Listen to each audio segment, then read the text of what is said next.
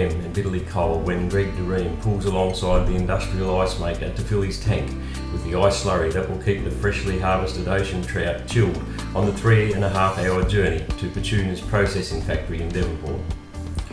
Based on the picturesque Tasmanian north coast, G&D Transport rely on old-fashioned values, the adoption of new technologies and proven reliability of Western Star trucks and Detroit engines to stay ahead of the pack. From their Devonport depot, G&D Transport run a diverse trucking operation from site clearing, scrap metal, stock feed, aquaculture transport that we're joining today.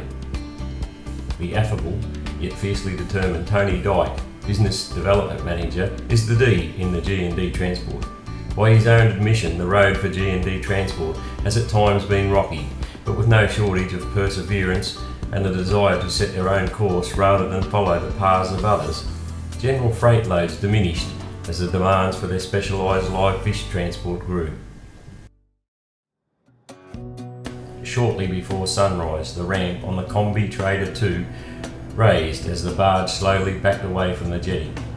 This barge is 35 metres long and 10 metres across, which is wide enough to fit 2 Western Stars on at a time when the season is busy. The journey to the ponds takes roughly an hour, and today thankfully the harbour is calm. It's not always like this. The Tasmanian west coast is notorious for its wild weather, and some days it can be that rough on the harbour the barge can't sail. Tasmania's 3 biggest salmon growers are undergoing a massive expansion here on the west coast at Macquarie Harbour, which will double production. In a state with the nation's worst unemployment levels and a struggling economy, fish farming is seen as one of the few economic lights on the horizon. The joint planning application to extend the farms from 560 to 920 hectares has been approved, and growers are moving fast to get the pens in. Petunia, the oldest operator on the harbour, is aiming to eventually have 5.5 million fish. It's a long way from the single pen of trout the fishing dynasty the Rockcliffs put in the harbour 20 years ago. The general conversation over how the local football club is doing this year ceased as the barge approached the fish pens. It takes a steady hand to gently guide the barge next to the pens. Then Graham pulls the leaders back to slow the 2 600 horsepower engines as the barge glides in next to the pen.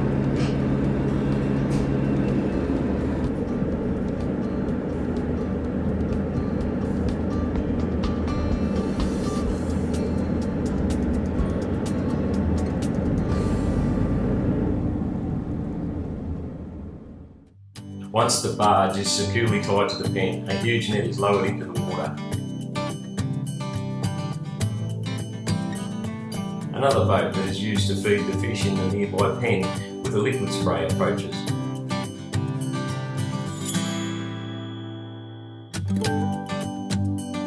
Meantime, while the crew weaves the net around the pen, we'll have a chat with G&D Transport driver Greg Doreen about his unique trucking job. 2 days a week I card fish for Petunia Seafoods. The other 2 days I cart groceries for statewide independent wholesalers delivering to the independent stores on the west coast. Greg, how long does it take to do this run with the harvested fish? It takes about an hour to come down on the harbour, roughly about 2 hours to do the harvest and another hour return. I should get finished back home by about 6:30 tonight, so roughly about 12 hours. How long have you had this 4800 Western Star? Yeah, I've had the truck since about May, and about 30,000 kilometres. Yeah, very comfortable truck to drive. Yeah, no major problems at the moment, so yeah, it's all good. What do you like best about it? Just the ease of getting into it, and I use the sleeper a fair bit, so yeah, it's much easier to get into the sleeper than what the past trucks I've been driving, yeah. How do you find the power of the new 15 litre Detroit? Yeah, it's not too bad at all. The engine brake's brilliant on the hills around here because you really need them down here.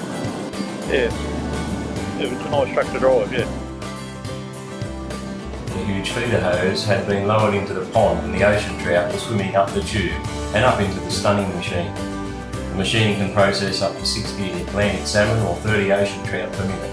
Once the fish have swum through the stunner, they slide down the chute into the tanker. Today they will load 2,000 ocean trout.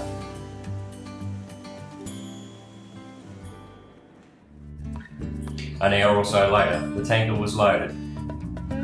West Star's Phil Solder told us the durability of the Western Star cabin was one important factor in G&D's purchasing decision. He explained how the Constellation cabins are made from double-sided galvanised steel that is treated with 17-stage cathodic E-coat system and finally finished with aluminiumised wax rust-proofing in all cavities. He added that the fiberglass bonnet and cab skirts are extremely durable and well suited to severe service duties in the sea air such as this one down the west coast. Under the hood of the two new G&D Transport 4800 Western Stars is Detroit's DD15 EGR 14 litre engine that's rated at 560 horsepower and it punches out a healthy 1850 pound-foot of torque at 1200 RPM. The transmission is Eaton's 18-speed and married to the Meritor RT46 160s with a 4.3 ratio and cross locks in the rear axle, all riding on the airliner suspension.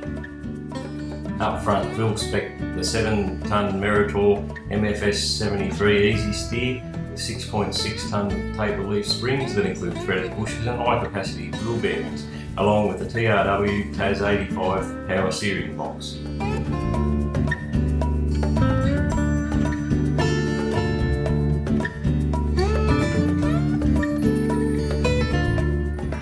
Graham spotted something off in the distance and picked up his binoculars to take a closer look. It was another of G&D Transport's 4800 Western Stars heading out in the other barge with a load of live baby fish from the hatchery. But more on that in the next episode of Star Trucker.